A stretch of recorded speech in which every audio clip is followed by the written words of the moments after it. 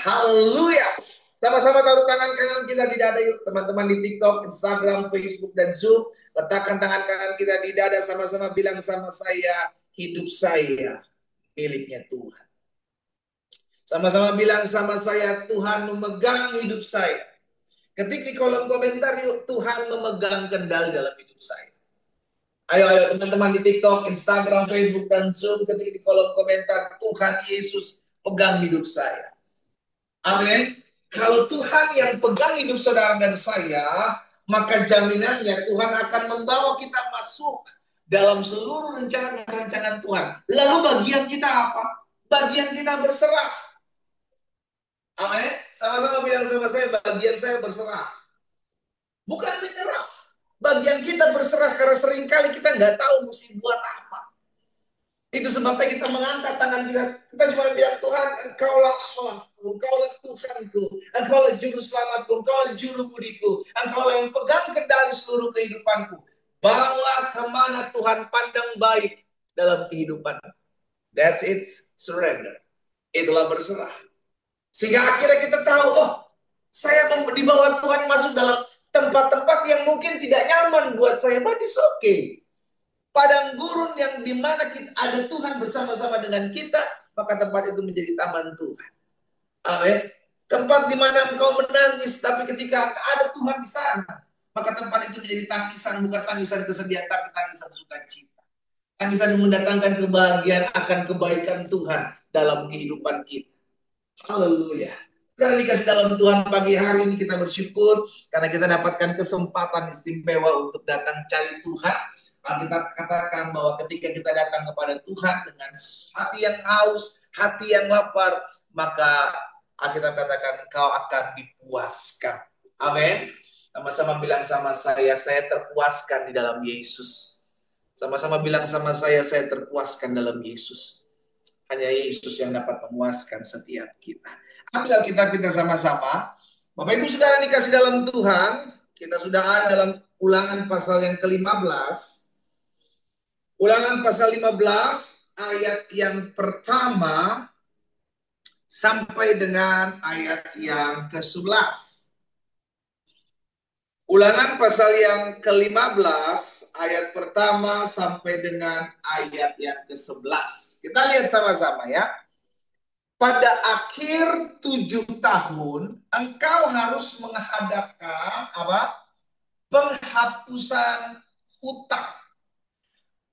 Bangsa Israel memiliki hukum setelah 7 tahun maka ada penghapusan hutang, saudara dikasih dalam Tuhan. Ya, untuk apa? Nanti kita akan lihat sama-sama. Kita akan lihat sama-sama. Inilah cara penghapusan itu. Setiap orang yang berpiutang, yang meminjamkan, yang menghutangi, harus menghapuskan apa yang dipinjamkannya kepada sesamanya. Jangan ia menagih dari sesamanya atau saudaranya, karena telah dimaklumkan penghapusan hutang demi Tuhan. Jadi hukum ini udah dibakukan untuk dilakukan di bangsa Israel. Setiap 7 tahun, habis masa 7 tahun, maka hutang-hutang dianggap lunas. Wah, senang sekali nih orang-orang yang suka hutang. Sudah dikasih dalam Tuhan. Kita lihat lagi selanjutnya ya. Dari seorang asing boleh kau tagih, tetapi piutangmu kepada saudaramu haruslah kau hapuskan. Maka, ayat 4, perhatikan. Maka tidak akan ada orang miskin di antaramu, sebab sungguh Tuhan akan memberkati engkau di negeri yang diberikan Tuhan Allahmu kepadamu untuk menjadi milik pusaka. Jadi ternyata penghapusan ini tujuannya agar adanya kesetaraan, keseimbangan. Saudara dikasih dalam Tuhan. Beberapa hari lalu kita belajar juga tentang persepuluhan. Bahwa persepuluhan itu pun tentang keseimbangan, kesetaraan yang diberikan kepada orang Lewi, kepada janda-janda, kepada anak-anak yatim, kepada orang-orang asing. Itu diberikan. Ada kesetaraan. Sama demikian pula ketika hutang diberikan kepada saudaramu, kata Tuhan, Maka di tahun ke-7 engkau harus menghapuskan hutang itu. Suka nggak suka, senang nggak senang, ada banyak ada sedikit, hapus. Itu hukum yang dilakukan. Makanya ayat 4 Tuhan menjamin dengan kau melakukan ini tidak akan ada kemiskinan di antaramu, sebab sungguh Tuhan yang memberkati engkau. Sama-sama taruh tangan kanan kita di dada. Sama-sama bilang sama saya, berkat itu datangnya dari Tuhan. Ayo, sama-sama bilang sama saya, berkat itu datangnya dari Tuhan. Amin. Ayat 4, perhatikan. Maka tidak akan ada orang miskin di antaramu, sebab sungguh Tuhan akan memberkati engkau di negeri yang diberikan Tuhan Allahmu kepadamu menjadi milik pusaka. Ayat 5. Asal saja engkau mendengarkan baik-baik suara Tuhan, dengar baik-baik, dan melakukan dengan setia segenap perintah yang kusampaikan kepadamu pada hari ini. Engkau mau diberkati, belajar dengar firman, belajar lakukan firman. Makanya ayat 5 dikatakan, asal saja engkau mendengarkan baik-baik suara Tuhan Allahmu, melakukannya dan melakukannya dengan setia segenap perintah yang kusampaikan kepadamu pada hari ini. Ayat 6, kita lanjut. Apabila Tuhan Allahmu memberkati engkau seperti yang dijanjikan kepadamu, maka engkau akan apa? Memberi pinjaman kepada banyak bangsa, tetapi engkau sendiri tidak akan meminta pinjaman. Engkau akan menguasai banyak bangsa, tetapi mereka tidak akan menguasai engkau. Lihat dampak daripada melakukan firman. Powerful, luar biasa. Ayat 7. Jika sekiranya ada di antaramu seorang miskin, salah seorang saudaramu di dalam salah satu tempatmu di negeri yang diberikan Tuhan kepadamu oleh Allahmu, maka janganlah engkau menegarkan hati, mengeraskan hati, ataupun menggenggam tangan terhadap saudaramu yang miskin itu. Ayat 8. Tetapi engkau harus membuka tangan lebar-lebar baginya dan memberi pinjaman kepadanya dengan limpahnya, cukup untuk keperluannya seberapa ia perlukan. Ayat 9. Hati-hatilah supaya jangan timbul dalam hatimu pikiran dursila atau pikiran jahat. Demikian, sudah dekat tahun ke-7, tahun penghapusan hutang, dan engkau menjadi kesal terhadap saudaramu yang miskin itu, dan engkau tidak memberikan apa-apa kepadanya, maka ia berseru kepada Tuhan tentang engkau, dan hal itu menjadi dosa bagi.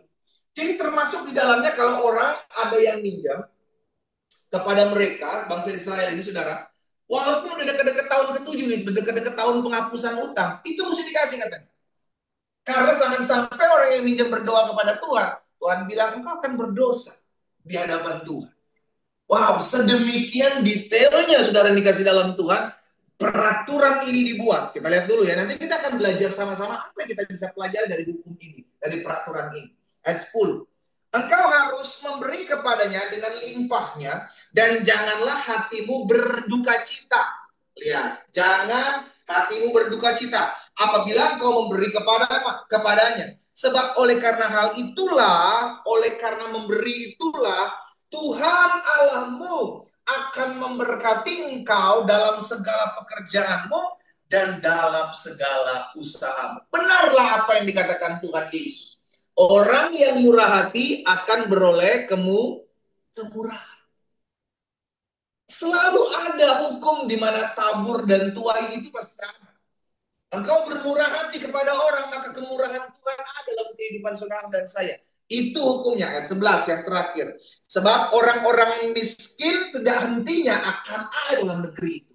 Itulah sebabnya aku memberi perintah kepadamu demikian. Haruslah engkau membuka tangan lebar-lebar bagi saudaramu yang tertindas dan yang miskin di negerimu. Saudara dikasih dalam Tuhan, kita akan belajar hal-hal apa yang kita dapati dari peraturan yang Tuhan berikan di tahun ke-7 akan ada pembebasan hutang. Yang pertama kita pelajari dari perikop ini, kita belajar yang namanya merelakan.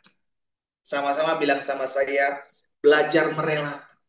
Saudara, ada hal-hal dalam hidup kita yang kita nggak bisa pegang selamanya. Kita harus belajar untuk rela, merelakan. Salah satunya utang piutang. Orang-orang yang mungkin meminjamkan sesuatu tiba-tiba nggak dibayar. Bahkan yang lebih ekstrim yang terjadi hari-hari ini, orang yang diutangi lebih galak dari orang yang memberikan utang. Itu yang sedang terjadi. Tapi dari perikop ini kita belajar. Belajar apa? Untuk merelakan. Ada kalanya dalam kehidupan kita itu nggak selamanya kita bisa memilikinya gitu loh. Ada hal-hal yang memang kita harus rilis. Ada hal-hal yang memang kita harus lepaskan. Belajar untuk merelakan. Ketik di kolom komentar, saya harus belajar merelakan. Nggak selamanya apa yang dititipkan Tuhan buat kita itu selalu ada buat kita selama-lamanya. Kadang-kala kita harus berbesar hati merelakan, saudara. Ya, kita harus berbesar hati merelakan. Yang kedua kita pelajari, apa yang kita pelajari dari perikop ini, maka kita belajar dari penghapusan utang ini, belajar untuk mengampuni. Saudara, dosa itu, pelanggaran itu, dalam bahasa Inggrisnya debt atau utang, ya. Makanya dalam doa Bapa kami, dalam doa Tuhan Yesus, dalam doa Bapa kami, Tuhan Yesus mengajarkan, ampunilah kami akan kesalahan kami, seperti kami juga mengampuni orang yang bersalah kepada kami.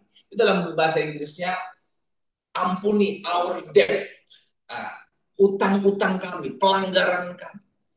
Jadi ketika kita belajar perikop ini, maka kita harus juga belajar untuk mengampuni, ya, akan kesalahan orang terhadap kita. Kenapa? Karena kita pun adalah orang-orang yang sudah diampuni oleh anugerah dan kemurahan Tuhan. Itu sebabnya dari perikop ini kita juga belajar. Belajar untuk apa? Yang pertama kita belajar merelakan. Karena itu hilang, saudara. Melepaskan atau tahun ke-7 itu berarti apa yang dipinjam oleh orang tersebut hilang. Nggak kembali ke kita. Itu hukumnya. Yang kedua kita belajar tentang apa? Belajar tentang terkadang ada orang-orang yang berlakukan sesuatu seakan-akan kita yang salah. Iya kan? Seakan-akan kita yang salah. Dia lebih galak dari kita, but it's okay. It's okay.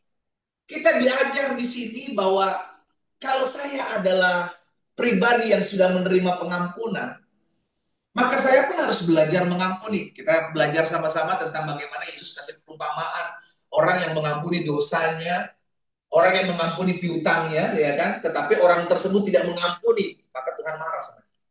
Jadi belajar dari perikop ini kita belajar untuk mengampuni.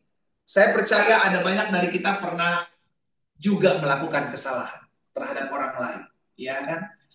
Kalau kita sadar bahwa kita pun tidak luput dari melakukan kesalahan kepada orang lain, dan tiba-tiba ada orang lain melakukan kesalahan kepada kita, terus kita kekeh, kita tetap mengeraskan hati, tidak mau mengampuni, ingatlah, apakah kita sempurna? Apakah kita tidak pernah melakukan kesalahan kepada orang lain? Saya pikir tidak.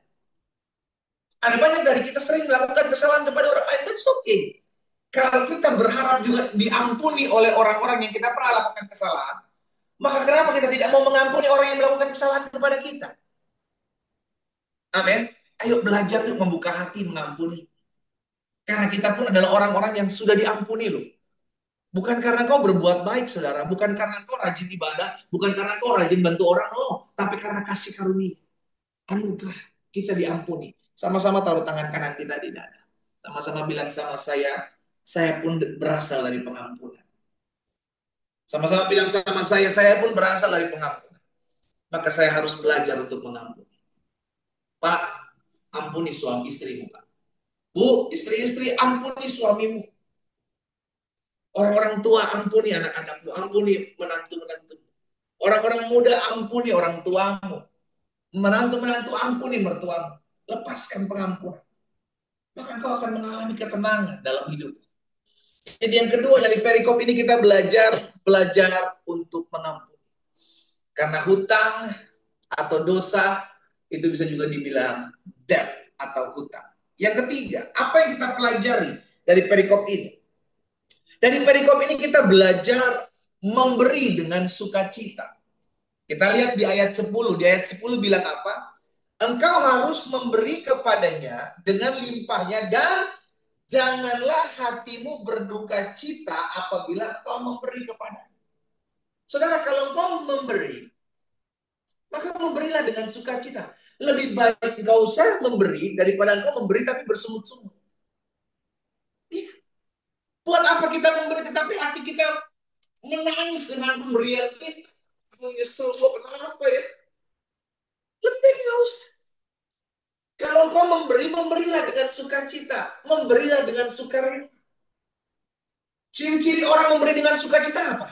Nggak dihitung-hitung. Lu ya dulu ya, gue udah bantu lu. Kalau nggak ada gue, lu nggak akan jadi seperti ini. Engkau nggak memberi dengan sukacita.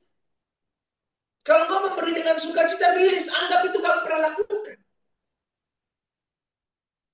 Itu kamu memberi dengan sukacita dan sukarela. Karena kenapa kita memberi dengan sukacita? Karena kita tahu itu bukan milik kita. Kita cuma pengelola. Sama-sama bilang sama saya cuma pengelola. Bukan owner, bukan pemilik. Amin. Karena kita cuma pengelola, kita cuma bukan pemilik. Maka belajar untuk memberi dengan sukacita tanpa mengungkit. Nah, ketik di kolom komentar. Memberi tanpa mengungkit. Ayo, ayo, ayo, ayo. Ketik di kolom komentar. Teman-teman di TikTok, Instagram, Facebook, dan Zoom. Memberi tanpa mengungkit adalah memberi dengan sukacita. Itu bukan milikmu kok. Sekalipun kau bilang, tapi itu hasil kerja keras saya, Pak. Itu hasil dari saya begini, hasil dari saya begitu. Itu titipan. Engkau cuma pengelola, bukan pemilik. Maka belajarlah memberi dengan sukacita. Beri dengan sukacita. Sekalipun orang yang pernah kau tolong menyakitimu, is okay. Terusan dia sama Tuhan. Sekalipun orang yang pernah kau pinjamkan, orang yang pernah kau bantu menyakitimu pada akhirnya, it's okay. Itu urusan dia sama Tuhan. Oke? Sama-sama bilang sama saya, urusan dia sama Tuhan. Tapi bagian saya tolong dia, bagian saya bantu dia, bagian saya memberi dengan sukacita. Itu yang ketiga, ya. Jadi kita belajar memberi dengan sukacita. Jadi yang pertama kita belajar tentang apa dari perikop ini? Kita belajar tentang merelakan. Ya, ada segala sesuatu itu dalam hidup kita pasti ada hal-hal yang bisa hilang. Itu membuktikan untuk kesetiaan kita tidak terikat dengan hal-hal yang lahirnya. Ya. Yang kedua kita belajar tentang apa? Belajar tentang mengampuni dari perikop ini. Karena hutang, dosa juga adalah hutang. Ya kan, yang harus kita bayar. Sebabnya kita nggak sanggup bayar, Yesus bayar buat kita. Demikian pula hidup kita. Harus belajar untuk mengampuni, karena Yesus pun mengampuni setiap kita. Jadi yang kedua kita belajar tentang mengampuni. Yang ketiga kita belajar tentang apa? Memberi dengan sukacita. Kalau memberi dengan sukacita, ciri-cirinya apa? Tidak ungkit-ungkit. Jangan pernah ungkit-ungkit pemberianmu. Jangan. Engkau cuma pengelola yang dititipkan untuk engkau alirkan kemana pun Tuhan mau. Bukan pemilik. Ingat itu. Karena ku tak membawa apapun juga saat ku datang ke dunia. Apa kita lihat selanjutnya? Ku tinggal semua pada akhirnya hilang. Datang kosong, pulang kosong. Gak bawa apa-apa. Ya. Yang keempat kita belajar apa? Yang ketiga kita belajar memberi dengan sukacita. Yang keempat kita belajar untuk melatih diri menolong orang lain. Gitu. Saudara, dengan kita belajar melatih diri menolong orang lain, kita belajar untuk tidak hidup egois, ya, tidak hidup mementingkan diri sendiri. Alkitab jelas mencatat bahwa bertolong-tolonganlah engkau menanggung bebanmu. Setiap orang punya beban, termasuk saudara dan saya punya beban masing-masing. Namun bukan karena berarti kita punya beban, lalu kita nggak bisa menolong beban orang lain. Dengan engkau menolong beban orang lain, Tuhan akan kirim orang lain untuk menolong bebanmu. Itulah hukumnya. Jadi dengan belajar hukum ini, maka kita harus dilatih. Ayo belajar untuk menolong orang lain. Dengan latihan menolong orang lain, engkau sedang mengikis keegoisan. Hati-hati sindrom akhir zaman, me, myself, and I. Saya, dan saya. Itu orang mementingkan diri sendiri. Gak pusing dengan orang lain, gak mau fokus dengan orang lain, gak mau lihat keadaan orang lain, gak mau berempati, nggak mau bersimpati. Yang penting saya, dan saya. Orang seperti ini akan terjadi hukum rimba, saudara. Siapa yang kuat, dia yang bertahan. Jahat itu. Justru karena hukum-hukum seperti itu, maka Tuhan membinasakan manusia dengan ayat. Karena dilihat keadaan manusia semakin jahat. Tapi itu yang sedang terjadi hari-hari ini. Ayo belajar, kalau kita lihat di depan kita ada orang yang perlu ditolong-tolong. Engkau sedang mengikis keegoisan. Itu latihan. Memang nggak gampang. Ya, practice make perfect. Sudah dikasih dalam Tuhan. Latihan membuat engkau terbiasa. Engkau akan sempurna dengan latihan terus. Memang nggak terbiasa. Daging itu selalu pengen diservis. Selalu pengen dilayani. Daging itu selalu pengen enak. Tapi kita melatih diri kita. Sama-sama bilang sama saya harus latihan. Tolong orang pun latihan. Nggak gampang. Tapi latihan. Ya, perikop ini mengajarkan kita yang keempat tentang belajar menolong orang lain. Siapapun dia, termasuk orang-orang yang pernah menyakitimu, saudara. Mungkin di hari-hari ini butuh pertolongan. Tapi dia sakiti hati saya, Pak. Tapi dia ngomongin saya di belakang, Pak. Tapi dia nusuk saya dari belakang, Pak. Dia adalah manusia yang perlu ditolong. Bukankah terkadang itu juga kita lakukan? Kita udah ditolong, tapi kita mengkhianati Tuhan.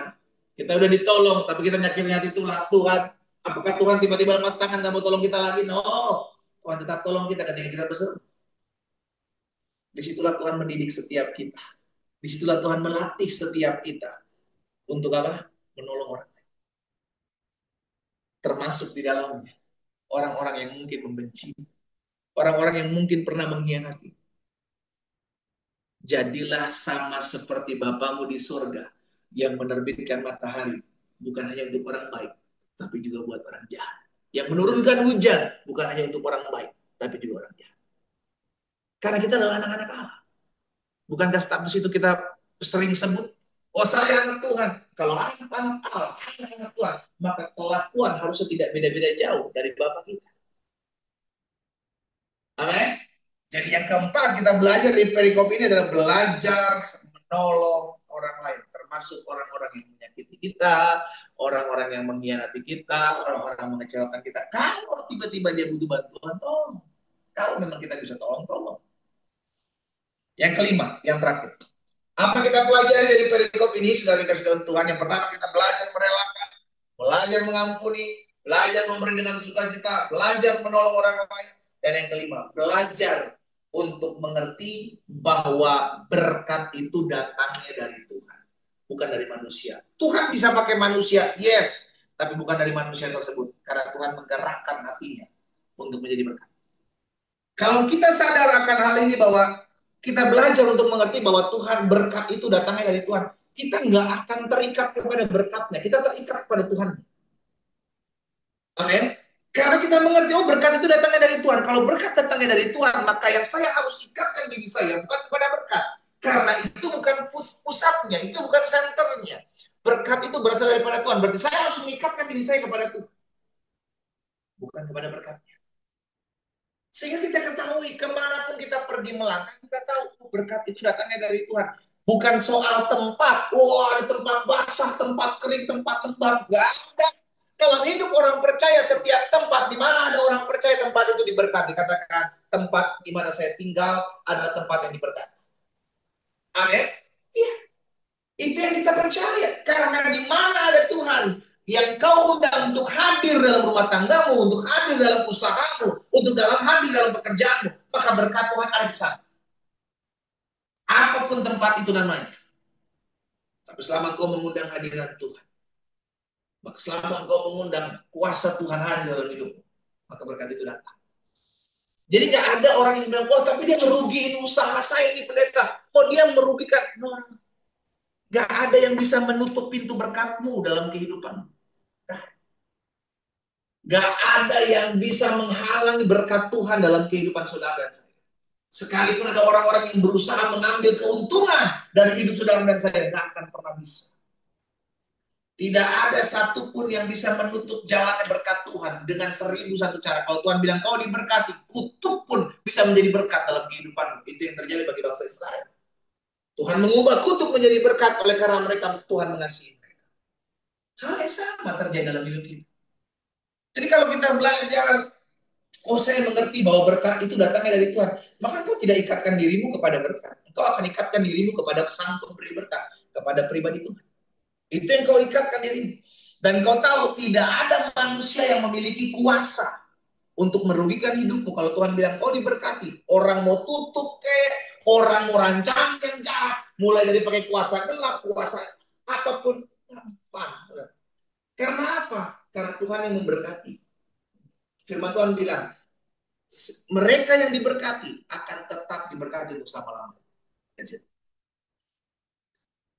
Jadi dari perikop ini kita belajar 5 hal ya, saudara ya. Saya berharap 5 hal ini saudara bisa catat di rumah, saudara poin-poin saudara bisa baca lagi, latihan lagi, kembali lagi, sehingga kita semakin hari yuk. Kita semakin menggali firman, semakin menyadari, oh ternyata banyak hal yang bisa kita pelajari dari setiap kebenaran firman Tuhan. Ya, puji Tuhan. Saya berharap setiap kita tetap terus dalam anugerah Tuhan, tetap terus ingat bahwa hidup kita bukan berdasarkan sikap orang terhadap kita, tapi hidup kita berdasarkan anugerah dan kasih karunia Tuhan dalam hidup kita. Kita berdoa, kita datang sama Tuhan.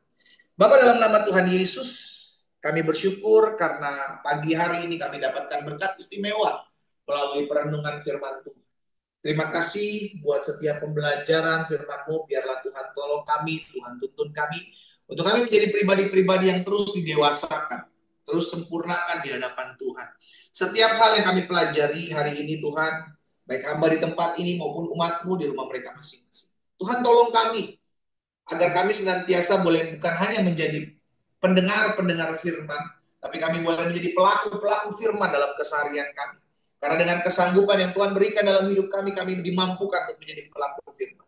Amba berdoa buat setiap pokok-pokok doa yang umat Tuhan naikkan pagi hari ini di rumah mereka masing-masing. Bapak, baik mereka yang menuliskan di kolom-kolom komentar, maupun mereka yang menaikkan doa-doa mereka di rumah mereka masing-masing. Aku berdoa, di dalam nama Yesus, kami mengadakan sepakat, baik hamba di tempat ini maupun umatmu di rumah mereka masing-masing. Kami sepakat menaikkan doa-doa kami kepada Tuhan, karena kami percaya doa orang benar bila dengan yakin doakan sangat besar kuasanya. Kami berdoa karena kami percaya kami masih punya Tuhan yang sanggup menjawab doa kami jauh melebihi apa yang kami doakan dan kami bayangkan dan kami pikirkan.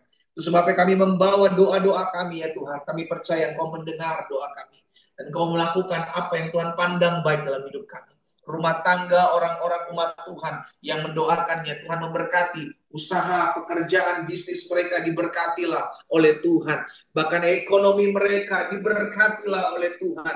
Bahkan hamba juga berdoa dalam nama Yesus, kalau ada yang sakit, Tuhan juga sudah jamah dan sembuhkan sempurna di dalam nama Yesus. Bahkan kalau mereka berdoa hari-hari untuk mendapatkan pekerjaan, Tuhan yang membukakan pintu-pintu yang tertutup bagi mereka, sehingga mereka menemukan pekerjaan yang terbaik berasal dari Tuhan. Ada berdoa juga buat orang-orang muda, biarlah Tuhan jaga, Tuhan pagari, Tuhan berkati masa muda mereka, studi mereka, pasangan hidup mereka, diberkatilah oleh Tuhan, dituntut orang muda ini dalam seluruh rencana dan rancangan Tuhan yang sempurna. Terima kasih Tuhan Yesus, kami juga berdoa menyerahkan ke dalam tangan Tuhan.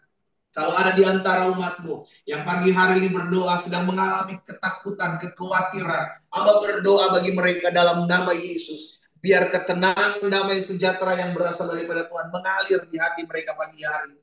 Dalam nama Yesus. Sehingga kami bangkit dari keterpurukan. Kami hidup memuliakan nama Tuhan. Sebab kami tahu kami hidup dalam pemeliharaan Allah yang ajaib. Tuhan yang jadi penolong, Tuhan yang jadi pembela, Tuhan yang menjadi panji-panji peperangan. Di dalam nama Yesus, secara khusus hamba berdoa. Kalau ada di antara mereka yang mengikuti doa pagi online, mereka yang mengikuti di TikTok, mungkin di Facebook atau di Zoom, atau di Instagram, mereka mungkin belum mengenal Yesus secara pribadi. Dari tempat ini Tuhan hamba berdoa, biarlah kalau ada di antara mereka yang rindu mengenalmu lebih lagi, biarlah Tuhan bukakan, nyatakan kuasa-Mu bagi mereka. Bahkan kalau ada di antara mereka yang rindu didoakan secara khusus, mungkin mereka belum mengenal Yesus, namun mereka punya masalah, mereka punya pergumulan yang juga rindu turut didoakan. Hamba berdoa bagi mereka di dalam nama Tuhan Yesus. Biar Tuhan memperkenalkan diri-Mu dengan mereka ya Allah. Mereka mengalami perjumpaan pribadi dengan Tuhan. Melihat kuasa-Mu, melihat mujizat-Mu di balik nama kuasa Tuhan Yesus Kristus. Di dalam nama Tuhan Yesus, Terima kasih Bapak yang baik buat pagi hari ini. Kami juga teringat akan kota dan bangsa kami. Kami bersyukur buat setiap pelantikan kepala-kepala daerah yang boleh berlangsung di kemarin. Tuhan, biarlah pemimpin-pemimpin, kepala-kepala daerah di bangsa kami ya Tuhan, boleh bekerja dengan takut akan Tuhan, jujur dan adil. Di dalam nama Yesus, dalam tuntunan dan kuasa anugerah Tuhan. Mereka mengerjakan dalam apa yang Tuhan kehendaki untuk mereka kerjakan. Berkati juga Bapak Presiden kami, Wakil Presiden, seluruh jajaran menteri yang ada, dan Kapolri dan Panglima TNI beserta jajarannya pun diberkati Tuhan. Dalam nama Yesus, gereja-gereja Tuhan diberkati, hamba-hamba Tuhan bergandengan tangan. Bahkan kami semua terus menegakkan kerajaan Allah dalam kebenaran dan kasih di muka bumi ini. Terima kasih Bapak yang baik. Kami bersyukur buat sepanjang hari ini. Kami percaya Tuhan menyertai kami, Tuhan menolong kami, Tuhan menopang kami berjalan bersama-sama dengan kami. Di dalam nama Tuhan Yesus Kristus kami berdoa. Sama-sama kita katakan amin. Haleluya. Saudara dikasih dalam Tuhan, kita sudah dengarkan firman Tuhan. Sekarang lakukan apa yang menjadi firman Tuhan yang kita dengar hari ini. Karena diberkatilah orang yang mendengarkan dan melakukan firman Tuhan. Saudara dikasih dalam Tuhan, doa saya yang menyertai kita semua. Tetap setia cari Tuhan, tetap semangat cari Tuhan, dan tetap andalkan Tuhan dalam kehidupan kita. Tuhan Yesus memberkati. Selamat pagi, selamat beraktivitas, dan shalom, shalom.